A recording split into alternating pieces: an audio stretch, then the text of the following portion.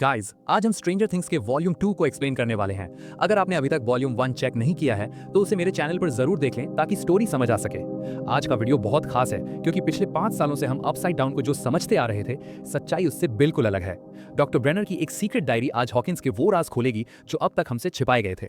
So without wasting any time, let's dive into the story.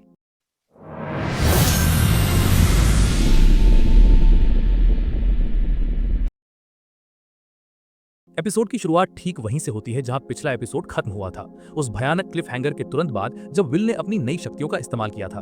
हम देखते हैं कि कैसे कई बच्चों को उन राक्षसी टेंटिकल्स द्वारा घसीट कर ले जाया जा रहा है। इन सब के ऊपर वेक्ना की आवाज गूंज रही है, जो इस विनाश के बीच एक लगातार खतरे की तरह महसूस होती है, जिससे साफ पता चलता है कि अब स्थिति पूरी तरह उसके कंट्रोल में है। जॉयस बायर्स इस तबाही के बीच पागलों की तरह विल की तरफ भागती है। दूसरी तरफ माइक व्हीलर दौड़कर विल के पास पहुंचता है और उसे गले लगा लेता है। माइक के चेहरे पर एक अजीब सी खुशी और हैरानी है। वो विल की तरफ देखता है और पूरी ईमानदारी से उसे a real life honest to God sorcerer कहता है। लेकिन माइक की इस तारीफ पर विल का रिएक्शन कोई खुशी या जीत वाला नहीं है। इसके बजाय उसका चेहरा गिल्ट और अपनी नाकामी के एहसास से मुरझा जाता है। विल जॉयस और माइक को बहुत ही सीधे शब्दों में बताता है कि वेक्ना ने उन सभी बच्चों को पकड़ लिया है। उसकी आवाज कांप रही होती है जब वो ये खुलासा करता है कि दूसरे बच्चे कभी हॉकिंस से भाग ही नहीं पाए। उनका एस्केप प्लान पूरी तरह फेल हो गया और वो बच्चे अभी भी वहीं फंसे हुए हैं। अब जब सभी 12 बच्चे वेक्ना के कब्जे में हैं, तो विल अपने कंधों पर जिम्मेदारी और खुद को दोषी मानने का एक बहुत भारी बोझ महसूस कर रहा है। वो बहुत ही निराशा में कहता है, वी फेल्ड, आई फेल्ड। इससे पहले कि वे इस झटके से उभर पाते, ऊपर आसमान में हेलीकॉप्टर्स दिखाई देते हैं और मिलिट्री फोर्स उनके करीब आने लगती है। खतरा इतना बढ़ जाता है कि उनके पास वहां से भागने के अलावा कोई रास्ता नहीं बचता। जैसे ही विल, जॉयस और माइक हॉकिंस के नीचे बने टनल सिस्टम के जरिए भागते हैं, उनकी मुलाकात लूकस सिंक्लेयर से होती है, जिसकी हालत बहुत खराब है। भागने के दौरान मदद करते वक्त एक डेमोगॉर्गन्स के साथ हुई भयानक लड़ाई में लूकस बुरी तरह घायल हो गया है। उसकी चोट इतनी गंभीर है कि उसे तुरंत मेडिकल हेल्प की जरूरत है। ग्रुप के लोग उसे किसी तरह स्टेबल करते हैं और उसकी मरहम पट्टी करते हैं।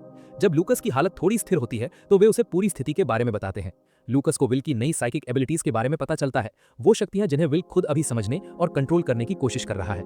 ये बात सुनकर लूकस हैरान रह जाता है। इतने तनाव भरे माहौल को थोड़ा हल्का करने के लिए लूकस एक उम्मीद भरा मजाक करता है और विल को एक टाइटल देता है, विल द वाइज।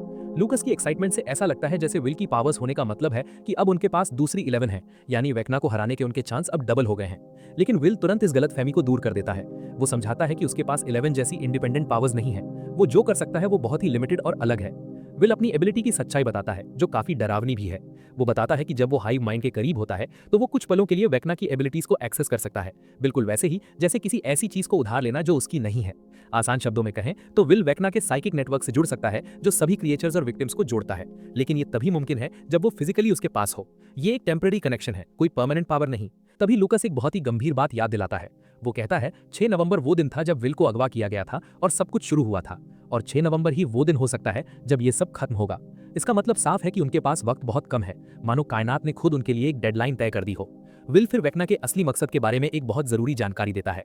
वो बताता है कि वेक्ना का प्लान अब साफ हो रहा है। जिन बच्चों को उसने किडनैप किया है वो सिर्फ कैदी नहीं है। वेक्ना के इरादे बहुत काले हैं। वे बच्चे वेसल्स हैं, यानी उन्हें किसी बड़ी ताकत के लिए एक माध्यम या चैनल के रूप में इस्तेमाल किया जाएगा। वेक्ना उन 12 बच्चों का इस्तेमाल करके दुनिया को अपनी मर्जी के हिसाब से फिर से रीबिल्ड करना चाहता है। ये बात सुनकर वहां मौजूद हर किसी के रोंगटे खड़े हो जाते हैं। जब ये ग्रुप टनल से निकलकर सरफेस पर यानी जमीन के ऊपर आता है तो वे एक सुरक्षित जगह पर इकट्ठा होते हैं। जॉयस, जो हमेशा एक फाइटर की तरह सोचती है, तुरंत ये प्लान बनाने लगती है कि इस नई एबिलिटी को अपने फायदे के लिए कैसे इस्तेमाल किया जाए। जॉयस एक बहुत ही खतरनाक लेकिन स्मार्ट आइडिया देती है।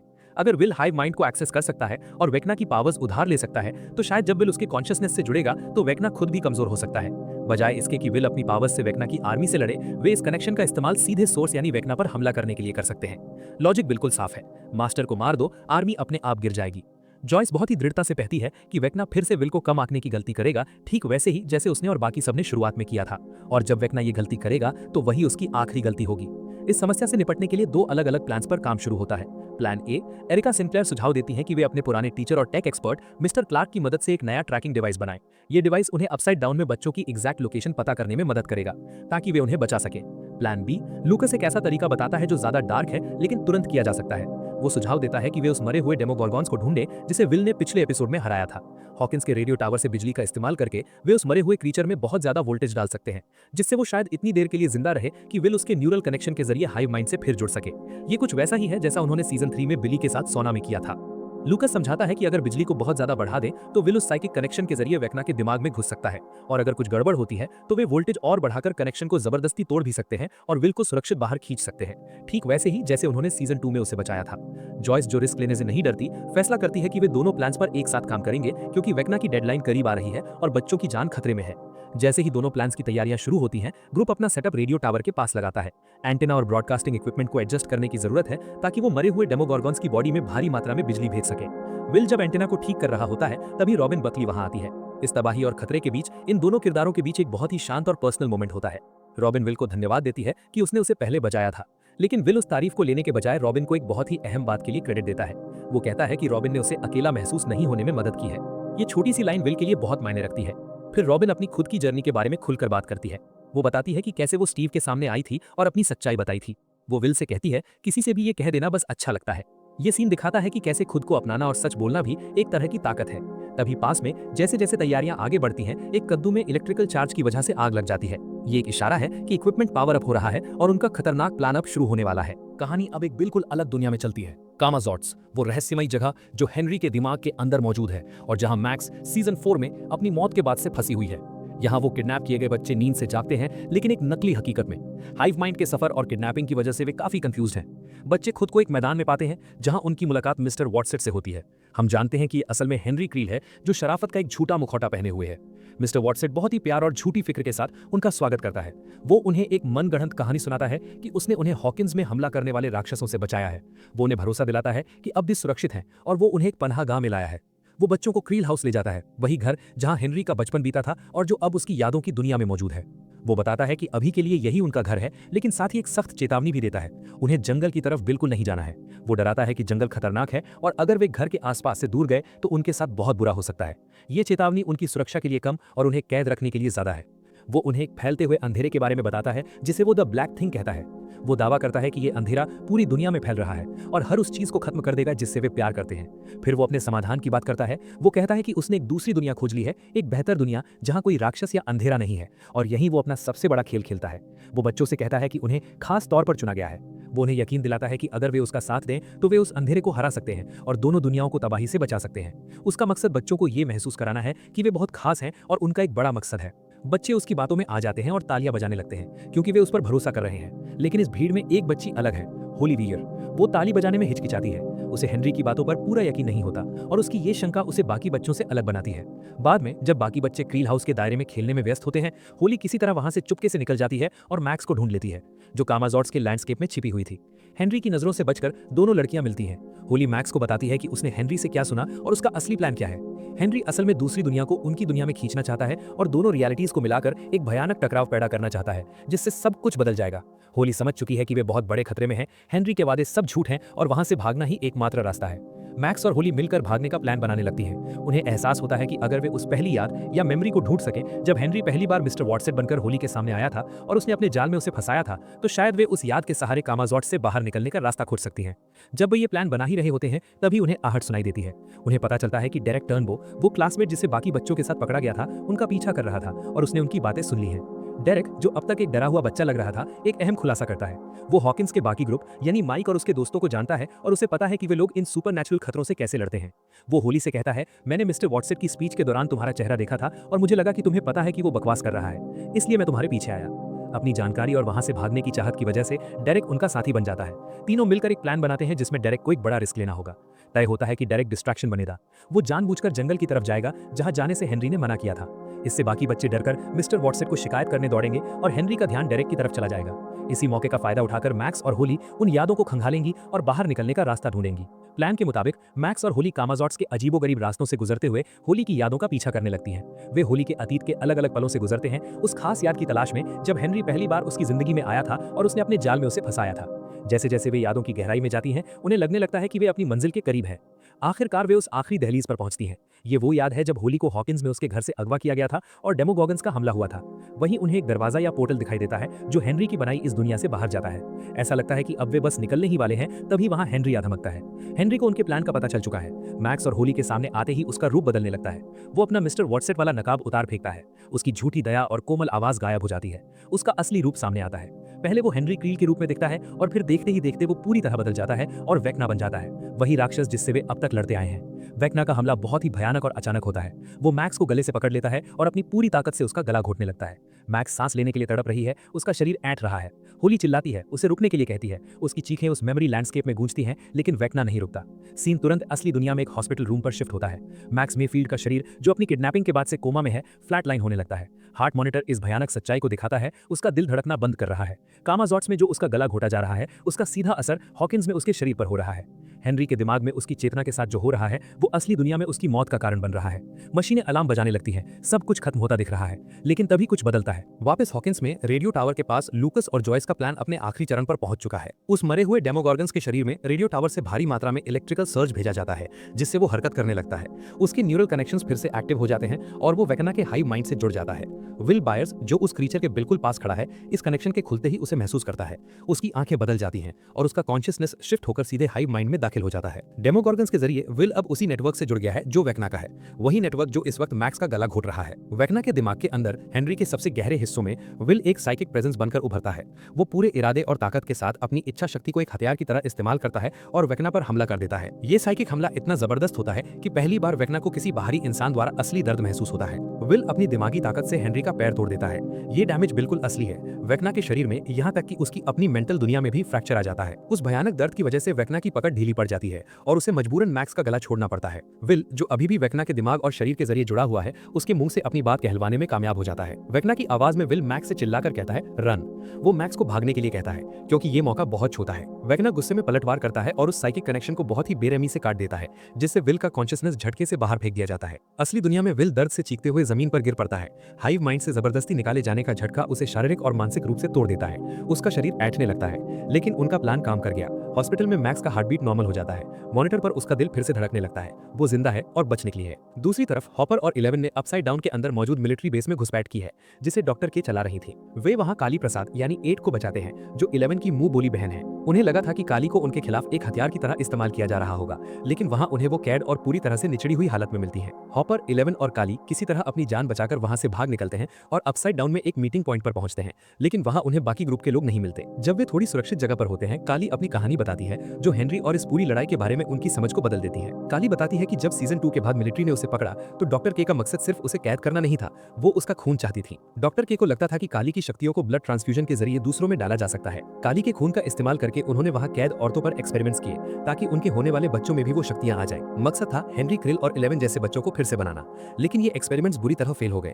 वो खून उन औरतों और बच्चों के लिए जहर बन गया और वे सब मारे गए। ये सुनकर 11 को अचानक सब समझ आ जाता है। ये कभी भी दवाइयों के बारे में नहीं था, ये हमेशा हेनरी के बारे में था। डॉक्टर के असल में डॉक्टर ब्रेनर के उन पुराने एक्सपेरिमेंट्स को दोहरा रही हैं, जिनसे हेनरी को शक्तियां मिली थी। काली बताती है कि वो हेनरी का खून था जिसने उन्हें पावर दी थी, लेकिन काली का खून उसका सही सब्स्टिट्यूट नहीं है। अब डॉक्टर के को लगता है कि 11 ही इसकी चाबी है, सिर्फ 11 ही है जो सच में हेनरी जैसी है। काली 11 को एक विजन दिखाती है, जिसमें 11 लैब में कैद है, जो याद दिलाता है कि खतरा अभी टला नहीं है। हॉपर तुरंत 11 का ध्यान वापस वर्तमान की समस्या पर लाता है, ताकि वो निराशा में ना डूबे। इसी बीच डस्टिन, स्टीव, नैन्सी और जॉनथन हॉकिंस लैब पहुंच चुके हैं, वो जगह जो हॉकिंस के चारों ओर बनी उस रहस्यमयी दीवार के बिल्कुल बीच में है। डस्टिन अपनी थ्योरी बताता है कि ये दीवार रिटर्न ऑफ द जेडाई की डेथ स्टार की तरह है। उसका मानना है कि ये दीवार वेक्ना की डार्क मैजिक से बनी शील्ड है, और अगर वे इसके जनरेटर को ढूंढकर नष्ट कर दें तो दीवार गिर जाएगी और वेक्ना कमजोर पड़ जाएगा। इस थ्योरी के भरोसे वे 2 टीमों में बंटकर लैब की तलाशी लेने लगते हैं, लेकिन तभी ग्रुप के बीच तनाव फूट पड़ता है। जॉनथन और नैन्सी जब लैब के अंधेरे गलियारों में चल रहे होते हैं, जॉनथन उनके बीच आई दूरियों पर बात करने की कोशिश करता है। वो पूछता है कि क्या उसने कुछ गलत किया है, लेकिन नैन्सी, जिसकी बहन हॉली गायब है,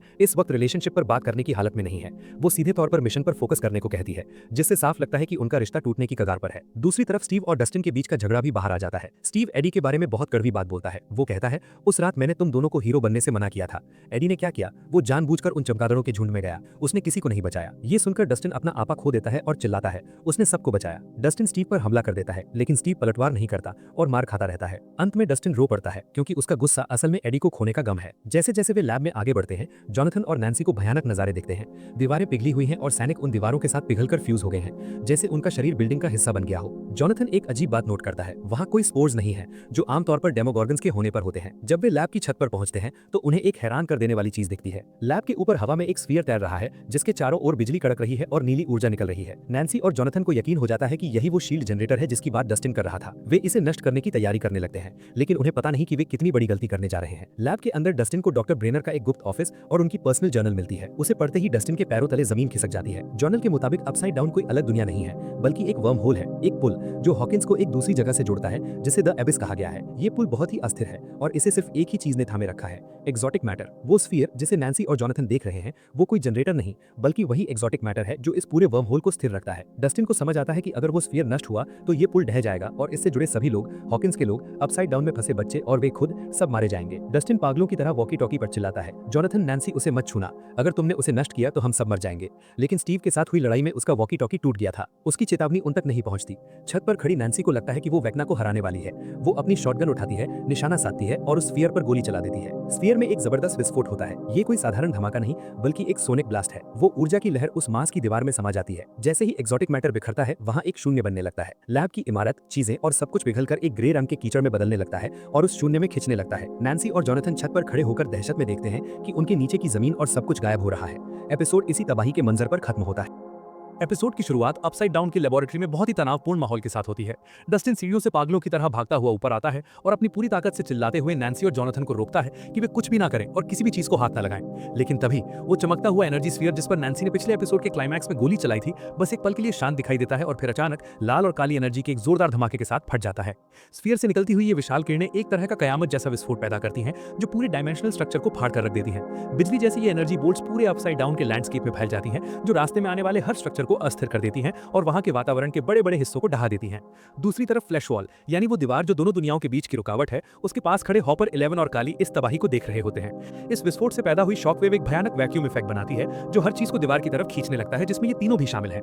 वे दहशत में देखते हैं कि स्टीव की बीमर कार जो अपसाइड डाउन में छूट गई थी इस वैक्यूम की ताकत से खींचकर दीवार के उस पार चली जाती है। पेड़ की टहनियां, मलबा और जो भी चीज ढीली है सब उस डायमेंशनल दरार की ओर खींची चली जाती हैं। खुद को इस खिंचाव से बचाने के लिए तीनों को छुपना पड़ता है। 11 अपनी साइकिक पावर्स का इस्तेमाल करके इस तबाही के बीच एक रास्ता बनाती है और उन्हें उस गेट की तरफ ले जाती है जो विस्फोट की वजह से खुल रहा है। वे दौड़कर उस गेट की तरफ जाते हैं और बिल्कुल सही समय पर वहां से निकलकर असली हॉकिंस में वापस आ जाते हैं। उनके निकलते ही वो फ्लैश वॉल अस्थिर होकर नष्ट होने लगती है।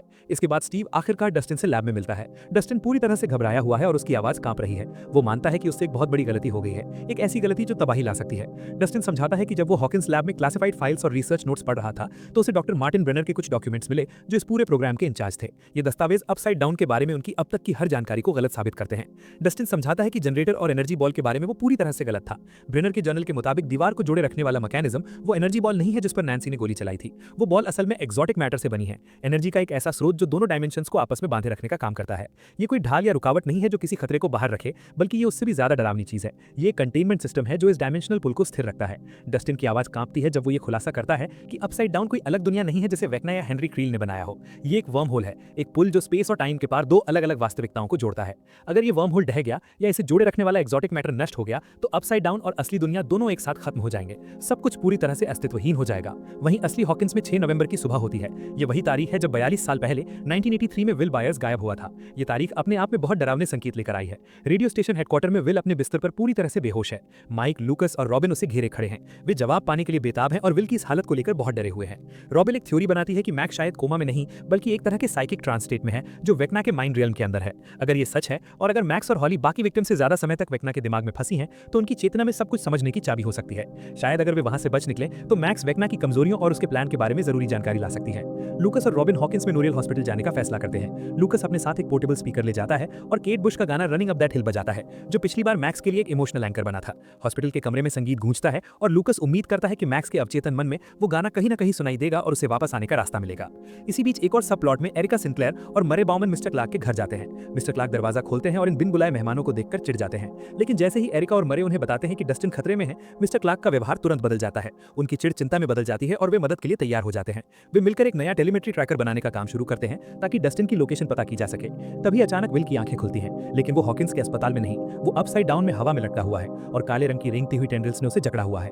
उसकी चारों ओर की जगह हेनरी की मांग यानी लेयर है जो वेक्ना के दिमाग की एक डरावनी दुनिया है। हेनरी उसके सामने आता है। उसका चेहरा कभी इंसानी रूप में और कभी वेक्ना के रूप में बदल रहा होता है। हेनरी विल के साइकिक बचाव को तोड़ना शुरू कर कर देता है। वो विल को याद दिलाता है कि ये पहली बार नहीं है जब उसे एक औजार की तरह इस्तेमाल किया गया है।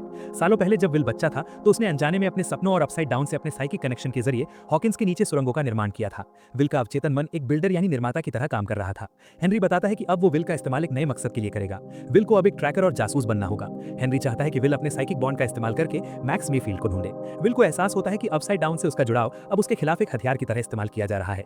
हेनरी विल की आंखों से देख सकता है और विल अब हेनरी की इच्छा का गुलाम है। विल मना करने की कोशिश करता है लेकिन हेनरी का उस पर पूरा कंट्रोल है। उधर मैक्स और हॉली जो पिछले एपिसोड में बच निकले थे अब एक सुरक्षित गुफा में छिपे हुए हैं।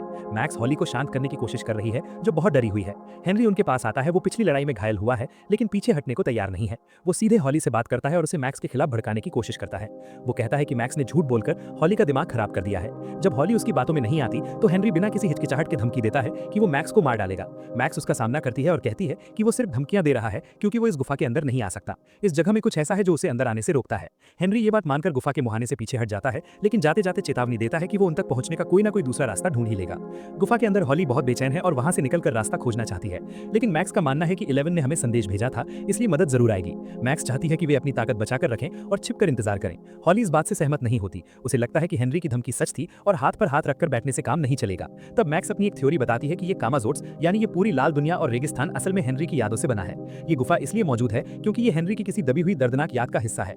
अगर ये सच है तो यहाँ से निकलने का रास्ता भी उसकी यादों में ही कहीं छिपा हुआ होगा।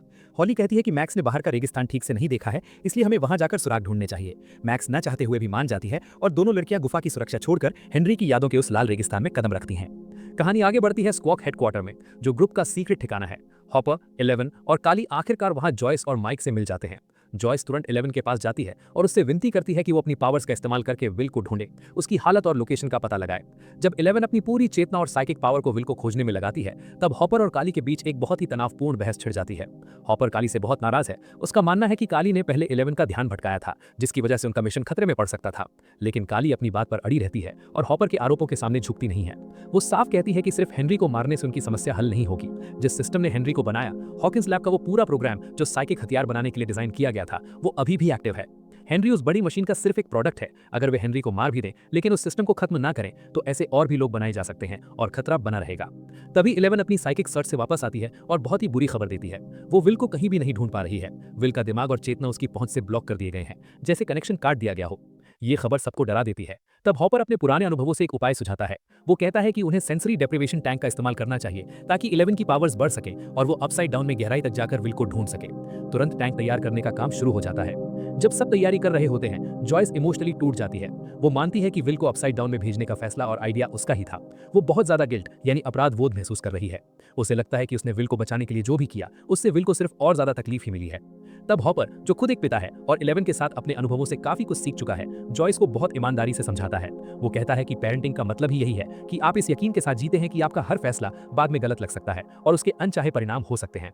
आप नतीजों की भविष्यवाणी नहीं कर सकते, बस उस अनिश्चितता के साथ जीना सीखते हैं। वहीं स्क्वॉक के दूसरे कोने में माइक और 11 के बीच उनके भविष्य को लेकर एक शांत लेकिन गंभीर बात होती है। माइक एक उम्मीद जताता है कि शायद सब कुछ खत्म होने के बाद वे दोनों साथ में कहीं दूर जा सकते हैं और एक हैप्पी एंडिंग पा सकते हैं। लेकिन 11 उसे एक कड़वी सच्चाई बताती है। वो कहती है कि उसकी रगों में हेनरी का ही खून दौड़ रहा है। उसका डीएनए हेनरी जैसा है। जब तक 11 जिंदा है तब तक थ्योरी के हिसाब से उसके जैसे और भी लोग बनाए जा सकते हैं। वो सिर्फ अपने वजूद से ही एक खतरा है। माइक इस बात को मानने से इनकार करता है और कहता है कि वे मिलकर इसका सामना करेंगे। लेकिन ये बहस बिना किसी नतीजे के खत्म हो जाती है। उधर अपसाइड डाउन लेबोरेटरी के अंदर हालात बहुत खराब हो चुके हैं। स्टीव और डस्टिन पागलों की तरह एक वर्किंग रेडियो सिग्नल ढूंढ रहे हैं, जबकि उनके आसपास एक्सोटिक मैटर की वजह से पूरा स्ट्रक्चर अस्थिर हो रहा है। दीवारें पिघल रही हैं और हवा अजीब हो गई है। उनके ऊपर छत में हुए एक छेद से वो अनस्टेबल एनर्जी स्फीयर किसी घायल दिल की धड़कन की तरह चमक रहा है। डस्टिन स्टीव से भीख मांगता है कि वो उस स्फीयर के पास ना जाए। उसकी आवाज में बहुत दर्द है। वो कहता है, मैं एक और दोस्त को खोने का दुख नहीं झेल सकता। उसका इशारा पिछले सीजन में एडी मनसन की मौत की तरफ था। एडी को मरते हुए देखने का ट्रॉमा डस्टिन के दिमाग में अभी भी ताजा है और वो स्टीव को खोने के डर से पूरी तरह टूट गया है। डस्टिन का ये डर और उसका प्यार आखिरकार स्टीव तक पहुंचता है। स्टीव को एहसास होता है कि एडी की मौत ने डस्टिन को कितना गहरा जख्म दिया है और उनकी आपसी दूरी ने डस्टिन को कितना चोट पहुंचाया है। दोनों बिना ज्यादा कुछ बोले एक दूसरे को गले लगाते हैं और उनका टूटा हुआ रिश्ता फिर से जुड़ जाता है। इसके ठीक बाद स्टीव ऊपर के लेवल पर फंसे जोनाथन और नैन्सी तक पहुंचने के लिए एक सीढ़ी पर चढ़ने की कोशिश करता है, लेकिन वो सीढ़ी जो एक्सोटिक मैटर की वजह से नर्म हो चुकी थी, स्टीव के वजन से टूट जाती है। अगर स्टीव ने डस्टिन को गले लगाने के लिए वो कुछ पल नहीं रोके होते और सीधे आगे बढ़ गया होता तो वो उस मलबे में दबकर मर सकता था। डस्टिन के साथ उसकी दोस्ती ने सच में उसकी जान बचा ली। वहीं पास के कमरे में जोनाथन को होश आता है और वो नैन्सी को जगाता है। उनके चारों ओर की दीवारें पिघलकर नीचे आ रही हैं। दरवाजा भी पिघल चुका है, यानी बाहर निकलने का कोई रास्ता नहीं है। कमरा धीरे धीरे गूग और पिघले हुए मलबे से भर रहा है। मौत को सामने देखकर जोनाथन और नैन्सी पहली बार अपने रिश्ते को लेकर पूरी ईमानदारी से बात करते हैं। वे कबूल करते हैं कि उन्होंने सालों तक एक दूसरे से झूठ बोला और डर की वजह से साथ रहे। नैन्सी पहली बार कहती है कि उसे जोनाथन का पसंदीदा बैंड द क्लैश बिल्कुल पसंद नहीं है। ये छोटी सी बात उनके बीच की दीवार तोड़ देती है। जोनाथन भी मानता है कि उसने कभी एमर्सन कॉलेज में अप्लाई नहीं किया था, जबकि नैन्सी को लगता था कि उसने किया था। फिर जोनाथन अपनी जेब से 2 चीजें निकालता है, एक कैसेट टेप और एक अंगूठी। नैन्सी को लगता है कि वो इस आखिरी पल में उसे प्रपोज करेगा, लेकिन जोनाथन कुछ ऐसा करता है जिसकी उम्मीद नहीं थी। वो नैन्सी को प्रपोज करने के बजाय उससे शादी न करने के लिए कहता है। वो सुझाव देता है कि उन्हें रुकना चाहिए और इस ट्रॉमा और डर की वजह से किसी ऐसे बंधन में नहीं बंधना चाहिए जिसके लिए वे तैयार नहीं है। वो नैन्सी को शादी की उम्मीदों से आजाद कर देता है। नैन्सी उसकी बात से पूरी तरह सहमत होती है। वो भी साफ करती है कि उसे स्टीव से दोबारा प्यार नहीं हुआ है, बल्कि वो और स्टीव अब अलग रास्ते पर हैं। वे अपने रिश्ते को वहीं छोड़ने का फैसला करते हैं और एक दूसरे को प्यार और सम्मान के साथ गले लगाते हैं। एक बहुत ही सिंबॉलिक पल में नैन्सी वो अंगूठी लेती है और उसे पास में भरे हुए गू में गिरा देती है। अंगूठी के गिरते ही एक चमत्कार होता है। जो गू और मलबा सब कुछ पिघला रहा था, वो अचानक जमकर ठोस हो जाता है। दीवारें पिघलना बंद हो जाती हैं। वे अभी भी कमरे में फंसे हैं, लेकिन अब वे सुरक्षित हैं। अंगूठी और उस मलबे के संपर्क से ये रिएक्शन क्यों हुआ, ये साफ नहीं है, लेकिन उनके इमोशनल ब्रेक थ्रू ने फिजिकली भी वहां के माहौल को बदल दिया। कामाजोट्स के उस लाल रेगिस्तान में मैक्स और हॉली किसी रास्ते की तलाश में भटक रहे होते हैं। तभी हॉली को वहां एक बहुत ही सजावटी फ्रेम वाला लुकिंग ग्लास यानी एक आईना मिलता है। हॉली उसे ध्यान से देखती है और उसे एक बहुत जरूरी बात समझ आती है। उस आईने का आकार बिल्कुल उस गुफा के मुहाने जैसा है जिसे वे अभी छोड़कर आए हैं। मैक्स समझ जाती है कि ये एक नक्शा है जिसे हेनरी के अवचेतन मन ने अपनी ही यादों में एक सुराग की तरह छिपाया था। जैसे ही वे आईने के आकार द्वारा दिखाए गए रास्ते पर आगे बढ़ते हैं, अचानक हॉली के पैरों के नीचे की जमीन धंस जाती है। हॉली गिरने ही वाली होती है कि मैक्स उसे वक्त रहते पकड़ लेती है और उसे नीचे खाई में गिरने से बचा लेती है। नीचे देखने पर उन्हें एक सुरंग दिखाई देती है जो रेगिस्तान की सतह के काफी नीचे एक पुरानी छोड़ी हुई माइन शाफ्ट की ओर जाती है। वहां पत्थर की सीढ़ियां नीचे अंधेरे में जा रही हैं। जैसे ही मैक्स और हॉली पत्थरों को हटाते हुए उस सुरंग में आगे बढ़ते हैं, उन्हें एक गाना सुनाई देने लगता है, रनिंग अप दैट हिल। ठीक उसी वक्त असली दुनिया के अस्पताल में मैक्स का मॉनिटर तेजी से बीप करने लगता है, जो बताता है कि उसके दिमाग में हलचल बढ़ रही है और कामाजोट्स और असली दुनिया के बीच कनेक्शन मजबूत हो रहा है। उसी पल जब मैक्स और हॉली को वो माइनशाफ्ट मिलता है, हेनरी विल के साथ जुड़े अपने साइकिक कनेक्शन का इस्तेमाल करके असली दुनिया में मैक्स की सही लोकेशन पता कर लेता है। वो जान लेता है कि मैक्स हॉकिंस मेमोरियल हॉस्पिटल के किस कमरे में है। दूसरी तरफ स्क्वॉक में 11 सेंसरी डेप्रिवेशन टैंक के खारे पानी में तैर रही है। उसका दिमाग पूरी तरह फोकस्ड है। कई कोशिशों के बाद आखिरकार 11 विल तक पहुंच जाती है। वो अपसाइड डाउन की गहराइयों में जाकर विल को वेक्ना के कंट्रोल से खींच निकालती है। वो अपनी साइकिक पावर्स से उन टेंड्रिल्स को काट देती है जिन्होंने विल को जकड़ा हुआ था और उसकी चेतना को वापस खींच लाती है। विल जोर जोर से सांसें ले रहा है। बाहर आते ही वो सबको एक भयानक चेतावनी देता है। वेक्ना असली दुनिया में मैक्स को मारने वाला है। उसने मैक्स को खत्म करने के लिए डेमो डॉग्स भेजे हैं क्योंकि वो अभी बेहोश है और खुद को बचा नहीं सकती। उधर माइनशाफ्ट की गहराई में मैक्स और हॉली के सामने अचानक हेनरी की बचपन की एक बहुत ही दर्दनाक याद जिंदा हो जाती है। उन्हें एक डरा हुआ आदमी दिखाई देता है जिसने एक मेटल का ब्रीफकेस कसकर पकड़ा हुआ है। वो आदमी बहुत घबराया हुआ लगता है और अचानक अपनी बंदूक निकालकर छोटे हेनरी के हाथ पर गोली चला देता है। हेनरी को बहुत दर्द होता है, लेकिन वो तुरंत पलटवार करता है। वो गुस्से में एक पत्थर उठाता है और उस आदमी के सिर पर मारकर उसे वहीं खत्म कर देता है। ये वही पल है जिसने हेनरी के दिमाग को हमेशा के लिए बदल दिया था और उसे अंधेरे रास्ते पर ढकेल दिया था। ये सीन ये भी साफ करता है कि हेनरी दूसरों को कंट्रोल करने के लिए हमेशा अपने बाएं हाथ का इस्तेमाल क्यों करता है। उसका दाहिना हाथ इसी गोली से जख्मी हुआ था। हेनरी उस मरे हुए आदमी का ब्रीफकेस खोलता है और जैसे ही वो ऐसा करता है, रनिंग अप दैट हिल गाना और भी साफ सुनाई देने लगता है। डेटा के मुताबिक उस ब्रीफकेस में एक डिवाइस है जिसने हेनरी को डायमेंशन एक्स तक ले गया था और जिसने उसके डीएनए को हमेशा के लिए बदल दिया था। हॉकिंस मेमोरियल हॉस्पिटल में अचानक डेमो डॉग्स हमला कर देते हैं। वेक्ना ने उन्हें विल के जरिए भेजा है। ये क्रीचर्स वहां मौजूद मिलिट्री के सैनिकों को मार डालते हैं और पूरे अस्पताल में अफरा तफरी मच जाती है। विकी और रॉबिन जो वहां छिपकर बात कर रहे थे, अपनी जान बचाने के लिए भागते हैं। डेमो डॉग्स उन्हें घेर लेते हैं, लेकिन वे उन पर हमला नहीं करते क्योंकि उनका मिशन सिर्फ मैक्स को मारना है। लूकस खतरे को भांपते ही मैक्स की बेहोश शरीर को अपनी गोद में उठाता है और उसे बचाने के लिए लिफ्ट की तरफ भागता है। ठीक उसी समय कैरन व्हीलर, लूकस की मां, अपनी चोटों के बावजूद अचानक होश में आ जाती है। रॉबिन इंटरकॉम के जरिए लूकस को चेतावनी देती है कि क्रीचर्स मैक्स के पीछे आ रहे हैं। लूकस मैक्स को लेकर लॉन्ड्री रूम में फंस जाता है जहां बाहर निकलने का कोई रास्ता नहीं है। डेमो डॉग्स दरवाजे तक आ चुके हैं। लूकस अभी भी पोर्टेबल स्पीकर पर रनिंग अप दैट हिल बजा रहा है, इस उम्मीद में कि मैक्स जाग जाएगी। रॉबिन उसे गाना बंद करने को कहती है ताकि वे पकड़े न जाए, लेकिन लूकस मना कर देता है। तभी एक वॉशिंग मशीन से जोरदार आवाज आती है जिससे डेमो डॉग्स का ध्यान भटकता है। इसी मौके का फायदा उठाकर कैरन व्हीलर अंधेरे से बाहर आती है। उसने ड्रायर के अंदर एक ऑक्सीजन का कैन रख दिया था। गर्मी बढ़ने से वो कैन एक जोरदार धमाके के साथ फटता है। ये विस्फोट इतना शक्तिशाली होता है कि कमरे में मौजूद सारे डेमो डॉग्स मारे जाते हैं। कैरन मलबे और धुएं के गीत से बाहर आती है और साबित करती है कि वो एक असली योद्धा है जिसने उन सब की जान बचा ली। अंत में मैक्स और हॉली उस रेड रेल्म यानी कामाजोट्स और असली दुनिया की बीच की जगह में पहुंच जाते हैं। सुरंग से रेंग कर बाहर निकलते ही उन्हें वेक्ना की माइंड लेयर दिखाई देती है। मैक्स को सामने एक पोर्टल दिखाई देता है जिसके उस पार लूकस ने उसका शरीर पकड़ा हुआ है। मैक्स को लगता है कि वो घर जा सकती है, लेकिन फिर उसे एहसास होता है कि हॉली उसके साथ नहीं जा सकती क्योंकि हॉली का असली दुनिया में कोई शरीर नहीं है। मैक्स हॉली को समझाती है कि उसे अपनी हिम्मत से अपना रास्ता खुद बनाना होगा। वो हॉली को याद दिलाती है कि कैसे उसने रेगिस्तान में आने वाला नक्शा ढूंढा और हेनरी का सामना किया। मैक्स की बातों से हॉली में हिम्मत आती है और उसके लिए एक दूसरा पोर्टल खुल जाता है। अलग होने से पहले मैक्स हॉली को निर्देश देती है कि उसे अपसाइड डाउन वाले हॉकिंस में अपने घर में छिपना होगा और जिंदा रहना होगा। वे आखिरी बार गले मिलते हैं और फिर अपनी अपनी दिशा में दौड़ पड़ते हैं, मैक्स अपने शरीर की ओर और हॉली अपसाइड डाउन में अपने अस्तित्व की लड़ाई लड़ने के लिए। एपिसोड यही खत्म होता है। एपिसोड की शुरुआत घने अंधेरे में होती है। इस सन्नाटे के बीच लूकस सिंक्लेयर की आवाज गूंजती है, मैक्स मैक्स, क्या तुम मुझे सुन सकती हो? धीरे धीरे एक सिनेमैटिक अंदाज में मैक्स की कॉन्शियसनेस वापस आती है। हॉकिंस हॉस्पिटल के अंधेरे कमरे में 2 साल से वेक्ना के दिमाग में कोमा जैसी स्थिति में रहने के बाद मैक्स की पलकें कांपते हुए खुलती हैं और वो रियल वर्ल्ड के उजाले को महसूस करती है। लूकस, जो हर मुश्किल में उसके पास डटा था, तुरंत पूछता है कि क्या वो ठीक है। उसकी आवाज में उम्मीद और डर दोनों है। मैक्स का जवाब दर्दनाक होता है। वेक्ना की कॉन्शियसनेस, जिसे वो कैमजॉर्ट्स या मैक्सी कहती है, वहां रहने की वजह से उसके शरीर की फिजिकल सेंसेशंस खत्म हो चुकी हैं। लेकिन वो एक जरूरी बात कहती है, भले ही उसे कुछ महसूस नहीं हो रहा, लेकिन वो लूकस का हाथ साफ महसूस कर सकती है। वो कांटेक्ट और कनेक्शन असली है। लूकस भावुक होकर बताता है कि उसने कभी उम्मीद नहीं छोड़ी थी। मैक्स इस नाजुक मल में खुलासा करती है कि वेक्ना के दिमाग में फंसे होने के बावजूद वो लूकस को डायमेंशनल बैरियर के पार महसूस कर सकती थी। वो बताती है कि उसे उस गाने ने नहीं बचाया, उसे लूकस ने बचाया। लूकस ही वो वजह था जिसने उसे वापस कॉन्शियसनेस और रियलिटी में खींचा। दोनों के बीच ये रियूनियन एक जेन्युइन ह्यूमन कनेक्शन का पल होता है। लेकिन ये सुकून ज्यादा देर तक नहीं टिकता। माइक और 11 कमरे में आते हैं और मैक्स को पूरी तरह कॉन्शियस देखकर हैरान रह जाते हैं। माइक माहौल हल्का करने के लिए एक दाग जोक मारता है, बहुत समय लगा दिया। लेकिन मैक्स को अपनी फिक्र नहीं है। वो तुरंत अर्जेंसी के साथ पूछती है, क्या तुम्हें होली मिल गई? वो जानती है कि खुद को बचाने के लिए उसे होली को पीछे छोड़ना पड़ा और अब वेक्ना गुस्से में उनके लिए आएगा। तभी सीन एक भयानक नजारे पर शिफ्ट होता है।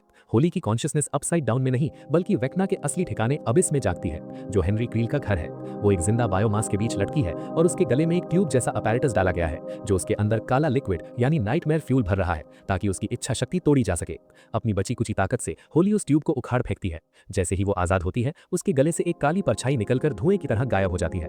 होली वेक्ना के उस चेंबर से भागती है, लेकिन पाती है कि वो एक विशाल बंजर रेगिस्तान जैसी जगह पर है। आसमान एलियन जैसा है और वेक्ना उसकी तरफ बढ़ रहा है। होली जान बचाकर भागती है और उसे जमीन में एक छोटी सी दरार या रिफ्ट दिखती है। वेक्ना करीब आ रहा है, इसलिए होली पत्थरों को हटाकर उस छेद में सिर के बल कूद जाती है। वो डायमेंशनल बैरियर्स के बीच गिरते हुए चिल्लाती है, नैन्सी। सीन हॉकिंस लैब पर कट होता है, जहां नैन्सी, जोनाथन, स्टीव और डस्टिन अभी अभी एक पिघलते हुए गू वाले कमरे से, जो उनके साइकोलॉजिकल ब्रेकडाउन का फिजिकल रूप था, जान बचाकर निकले हैं। तभी उन्हें आसमान से होली की चीख सुनाई देती है। वे भागकर छत पर जाते हैं और देखते हैं कि होली हवा में गिर रही है, लेकिन नैन्सी के हाथ बढ़ाने से पहले ही होली का गिरना रुक जाता है। एक अदृश्य ताकत उसे वापस ऊपर खींच रही है। ये खुद वेक्ना है। उसकी डरावनी आवाज आती है, यह सब जल्द ही खत्म हो जाएगा। होली को वापस अबिस में खींच लिया जाता है और उसे फिर से बायोमास में कैद कर लिया जाता है, वेक्ना के कलेक्शन का हिस्सा, उन 12 दिमागों में से जो उसके आखिरी रिचुअल के लिए एम्पलीफायर का काम करेंगे। इधर हॉकिंस में एरिक सिंक्लेयर मिस्टर क्लार्क और मरे के साथ काम कर रही है। मिस्टर क्लार्क स्कूल के पास एटमॉस्फेरिक टेलीमेट्री एक्सपेरिमेंट कर रहे थे। उनकी साइंस और एरिक की जिद से वे डस्टिन की एग्जैक्ट लोकेशन 2000 फीट ऊपर पता लगा लेते हैं और लूकस को खबर देते हैं। हॉस्पिटल में घायल कैरन व्हीलर होली को बचाने जाने की जिद करती है, लेकिन माइक उसे समझाता है कि वो अभी मदद करने की हालत में नहीं है। दूसरी तरफ विल बायर्स अपनी मां जॉयस के सामने एक गहरा राज खोलता है। वो बताता है कि सीजन 2 में उसकी कॉन्शियसनेस ने अनजाने में वेक्ना की मदद की थी और हॉकिंस के नीचे वाली सुरंगें विल की यादों का इस्तेमाल करके बनी थी। विल को बॉब और बाकी लोगों की मौत का गहरा गिल्ट है। वो कहता है, मुझे लगा मैंने उसे रोक लिया, लेकिन उसे पता था मैं कमजोर हूँ। जॉयस उसे संभालती है, लेकिन विल के अंदर का डर अभी खत्म नहीं हुआ है। उधर मिस्टर क्लार्क, एरिक और मरे उस लोकेशन पर पहुंचते हैं जो उन्होंने कैलकुलेट की थी। उनका ट्रायंगुलेशन बिल्कुल सही निकलता है और वे वहां हॉकिंस हॉस्पिटल वाले ग्रुप यानी हॉपर, 11, काली और माइक से मिलते हैं। मिस्टर क्लार्क को अभी तक पूरी बात नहीं पता थी, लेकिन जब वे वहां असली रिफ्ट और दूसरी दुनिया के दरवाजे को देखते हैं तो ये साइंस टीचर पूरी तरह हैरान रह जाता है। डस्टिन की आवाज वॉकी टॉकी पर आती है, लेकिन सिग्नल साफ नहीं है। शोर के बीच उन्हें लगता है कि डस्टिन कह रहा है कि उन्हें होली मिल गई है। ये मानकर हॉस्पिटल वाला ग्रुप ये फैसला करता है कि वे डस्टिन का इंतजार करने के बजाय खुद अपसाइड डाउन में जाएंगे ताकि उनकी मदद कर सकें। 11 अपनी शक्तियों का इस्तेमाल करके रिफ्ट को ब्लॉक करने वाली मेटल प्लेट को हटाती है और रास्ता बनाती है। हॉपर, 11, काली, माइक, रॉबिन, मरे, एरिक और एक बहुत ही कंफ्यूज्ड मिस्टर क्लार्क सबके सब अपसाइड डाउन में दाखिल होते हैं। जब ये रेस्क्यू पार्टी अपसाइड डाउन में उस लोकेशन पर पहुंचती है तो उन्हें वहां स्टीव, डस्टिन, नैन्सी और जोनाथन मिलते हैं। लेकिन जैसे ही वे एक दूसरे को देखते हैं, एक भयानक सच सामने आता है, होली उनके साथ नहीं है। स्टीव और नैन्सी ने होली को लैब के ऊपर से वापस आसमान में खींचते हुए देखा था। अब उन्हें एहसास होता है कि होली अपसाइड डाउन में नहीं है, बल्कि वो वापस वेक्ना के पास एबिस में पहुंच गई है। रेस्क्यू मिशन फेल हो चुका है। होली फिर से वेक्ना के कंट्रोल में है और उसे नाइटमेयर फ्यूल दिया जा रहा है। मैक्स को ये जानकर बहुत अफसोस होता है क्योंकि उसे लगता है कि होली को पीछे छोड़ना उसकी गलती थी। अब जब होली को छोड़कर बाकी सारे लोग असली दुनिया में वापस आ चुके हैं, वे स्क्वॉक यानी पुराने रेडियो स्टेशन पर इकट्ठा होते हैं जो उनका हेडक्वार्टर है। होली को ना बचा पाने का गम सब पर है, लेकिन डस्टिन के पास एक बहुत बड़ा खुलासा है। डस्टिन बताता है कि उसे हॉकिंस लैब में डॉक्टर ब्रेनर की 1983 की पर्सनल डायरी मिली है। इस डायरी से जो सच सामने आता है वो सब कुछ बदल देता है। अब तक वे सोचते थे कि अपसाइड डाउन एक दूसरी दुनिया यानी ऑल्टरनेट डिमेंशन है, लेकिन ये सच नहीं है। डस्टिन नक्शे और डायरी का इस्तेमाल करके समझाता है कि अपसाइड डाउन असल में एक वर्म होल है, एक पुल है जो दो दुनियाओं को जोड़ता है। ये पुल एक्सोटिक मैटर से बना है और बहुत अनस्टेबल है। असली खतरा अपसाइड डाउन नहीं बल्कि उसके पार मौजूद एबिस है। एबिस ही डेमोगॉगन्स और माइंड फ्लेयर का असली घर है। अपसाइड डाउन तो बस एक रास्ता है जो हमारी दुनिया को उस शैतानी दुनिया से जोड़ता है। फिर डस्टिन ये भी समझाता है कि ये पुल बना कैसे। सालों पहले जब ब्रेनर 11 पर एक्सपेरिमेंट कर रहा था, तब 11 ने हेनरी क्रील को एबिस में भेज दिया था। हेनरी वहां फंस गया था, लेकिन ब्रेनर उसे वापस ढूंढना चाहता था, इसलिए उसने 11 को मजबूर किया कि वो अपनी साइकिक पावर से हेनरी को ढूंढे। जब 11 ने डिमेंशंस के पार जाकर हेनरी से संपर्क किया, तो उस संपर्क ने दोनों दुनियाओं के बीच एक दरार बना दी। यही दरार अपसाइड डाउन बन गई, यानी ये वर्म होल 11 और हेनरी के कनेक्शन से बना था। तब से जब भी वेक्ना हारता था या उसे पीछे ढकेला जाता था, वो इसी पुल के जरिए वापस अपने घर एबिस में चला जाता था और फिर वापस लौट आता था। अब उन्हें समझ आता है कि वेक्ना का प्लान क्या है। विल बताता है कि हेनरी बच्चों को इसलिए किडनैप कर रहा है ताकि वो बच्चों के एम्पलीफायर की तरह इस्तेमाल कर सके। वो 12 बच्चों के दिमागों की ताकत को मिलाकर एक ऐसा काम करना चाहता है जो नामुमकिन लगता है। वो एबिस और हमारी दुनिया यानी अर्थ को आपस में मिला देना चाहता है। वो दोनों रियलिटीज को मर्ज करके एक नई दुनिया बनाना चाहता है जिसका वो खुद भगवान होगा। स्टीव पूछता है दुनिया को हिलाने में कितना वक्त लगता है। जवाब बहुत डरावना है। अगर लूकस का अंदाजा सही है तो हेनरी ये काम 6 नवंबर को करेगा, यानी उनके पास सिर्फ कुछ ही घंटे बचे हैं।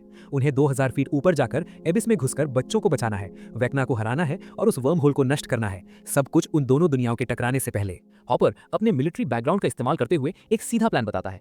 वे अपसाइड डाउन वाले मिलिट्री बेस में घुसेंगे, वहां मौजूद हेलीकॉप्टर चुराएंगे, सीधे ऊपर अबिस में उड़ेंगे, वेक्ना को मारेंगे और बच्चों को बचाकर वापस आएंगे।